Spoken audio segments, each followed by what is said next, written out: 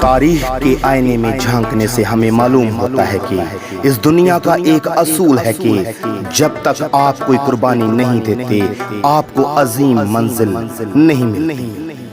ہر دور میں مختلف قوموں نے اپنے عظیم مقصد کو حاصل کرنے کے لیے اپنی جان و مال کی قربانی دی، تب ان کا مقصد اپنی منزل کو پہنچا۔ آزادی پاکستان میں ہم اپنے مسیحی شہداء کو بھی یاد کرتے ہوئے ان تمام مسیحی ہیروز کو بھی خراج تحسین پیش کرتے ہیں جنہوں نے آزادی پاکستان کی خوشیوں کے لیے اور پاکستان کی سرزمین پر محبت و قربانی کے ایسے ثبوت دیے جن کی بنیاد پر وہ تمام مسیحی ہیروز بھی لوگوں کے دلوں میں زندہ ہیں، جن کی خدمات کو کبھی فراموش نہیں کیا جا سکتا۔ پاکستانی قوم کو 1947 سے 2020 تک کا سفر 73واں یوم آزادی مبارک ہو۔